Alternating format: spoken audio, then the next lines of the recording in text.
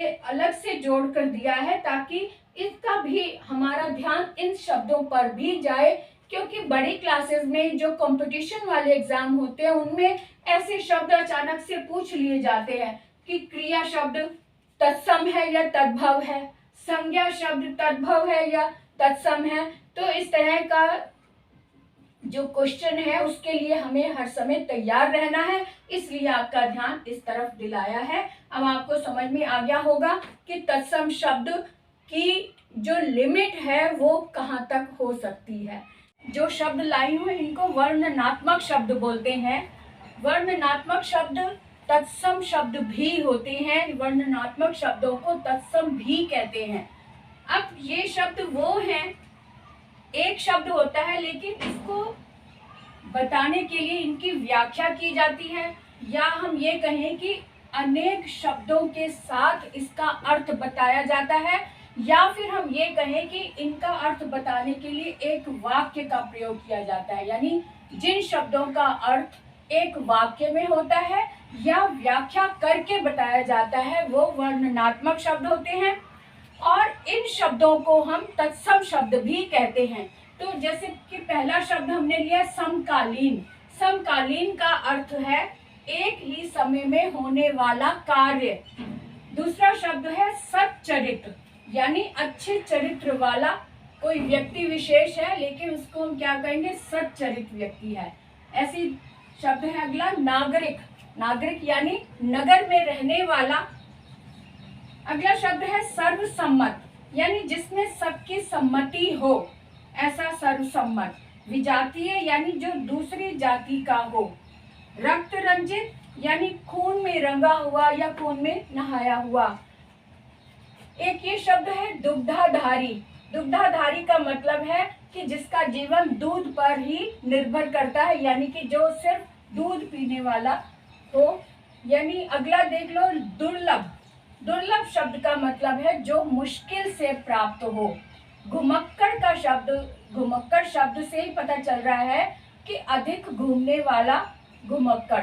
कृतज्ञ का मतलब होता है किए हुए उपकार को मानने वाला, यानी किए हुए उपकार को मानने वाला कृतज्ञ होता है। इस तरह से ये शब्द आगे इनको वर्णनात्मक शब्द बोलते हैं। ऐसे में और शब्द लेकर आ रही हूँ जिनको तत्सम बोलते हैं, लेकिन वो व्याकरणिक शब्द होते हैं। तो ये व्याकरणीय शब्द हैं जिनकी हम परिभाषा याद करते हैं, उदाहरण रखते हैं, उनकी व्याख्या समझते हैं। तो ये वही व्याकरणीय शब्द में लाई हुई जिनको तत्सम शब्द भी कहते हैं। तो इनके उदाहरण मैंने लिख दिए क्योंकि ये तो आपको बहुत अच्छे से समझ में आ ही जाएंगे, क्योंकि हम इनकी व्याख्या बहुत बार छोटी क्लासेस से करते आ रहे हैं। तो ये है संज्ञा। संज्ञा यानी कि किसी भी चीज का नाम, कोई वस्तु का नाम भी हो सकता है, शहर का नाम हो सकता है, किसी व्यक्ति का नाम हो सकता है। संज्ञा के जितने भेद हैं उनके उदाहरणों में से जैसे कोई द्रव्यवाचक है, समूहवाचक है, उनके उन नाम, किसी भी चीज का नाम जो होता है वो संज्ञा होता है। जैसे बच्चा, खिलौना, क्रिकेट, घोड़ा, रोहित, पुस्तक, भीड़, पानी आदि सर्वनाम देके जो कि संज्ञा के स्थान पर जो शब्द लगते हैं ये सभी जानते हैं। मैं, तुम, वह, उनका, उन्हें, तुम्हें, वे, हम, आप, मेरा, तुम्हें, मुझे, हमें आदि ऐसे शब्द सर्वनाम के अंतर्गत आ जाते हैं।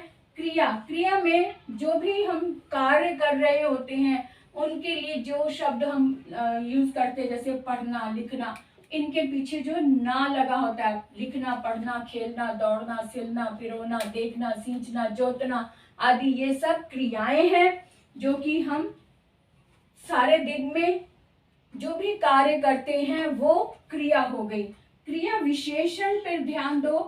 क्रिया विशेषण यानी कि क्रिया से संबंधित जो भी विशेषण शब्द लगाया गया, यानी क्रिया की विशेषता को बताने वाले शब्द क्रिया विशेषण कहलाते हैं। जैसे आज, कल, परसों, आसपास, नित्य, बहुधा, अक्सर, बार बार, प्रायः आदि। अब जैसे संबंध बोधक।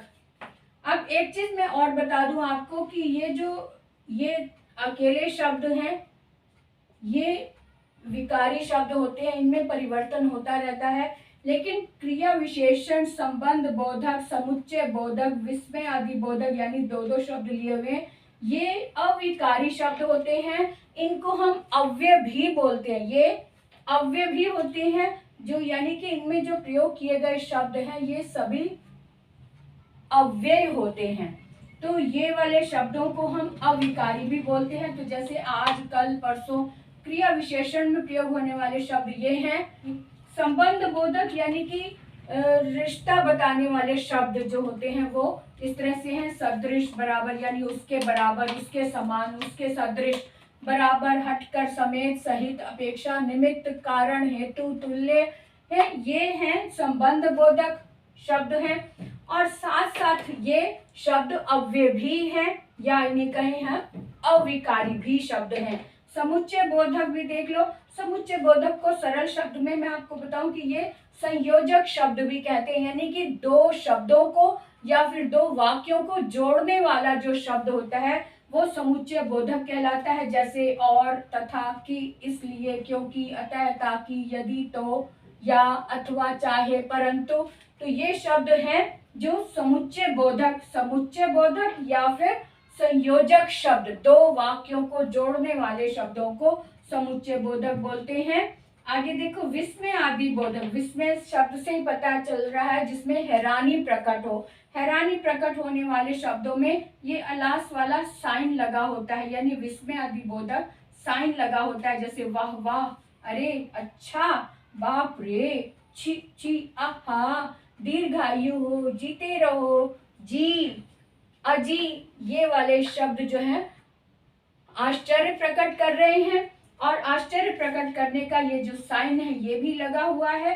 तो इस तरह के शब्दों को हम विस्मय आदि बोधक बोलते हैं।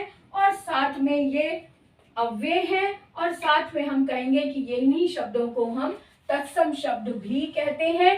और इन शब्दों की व्याख्या करने के लिए हमें अनेक वाक्यों का प्रयोग, अनेक शब्दों का प्रयोग करना पड़ता है। अनेक शब्दों का यानी कि अलग से व्याख्या करनी पड़ती। जैसे संज्ञा हमने बताई, तो संज्ञा का अर्थ बताने के लिए हमें अनेक शब्दों का प्रयोग किया। जैसे कि किसी भी चीज का नाम संज्ञा होता है, पूरा एक वाक्य बताया। और उदाहरण देना है तो इस तरह से हमने उदाहरण दिए, शहर का नाम दे दिया, किसी व्यक्ति का नाम दे दिया, स्थान का नाम दे दिया, या वस्तु का नाम दे। किसी एक शब्द में हम इसका अर्थ नहीं दे सकते। इनका अर्थ देने के लिए हमें अनेक शब्दों का प्रयोग करना पड़ता है। तो ऐसे शब्दों को हम व्याकरणीय या वर्णनात्मक शब्द कहते हैं। तो आपको ये ठीक से समझ में आ गया होगा।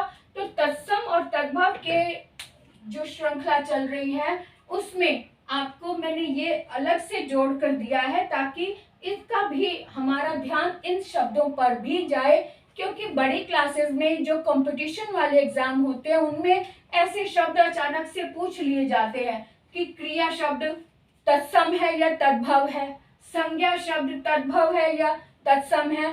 तो इस तरह का जो क्वेश्चन है उसके लिए हमें हर समय तैयार रहना है, इसलिए आपका ध्यान इस तरफ दिलाया है। अब आपको समझ में आ गया होगा कि तत्सम शब्द की जो लिमिट है वो कहाँ तक हो सकती है।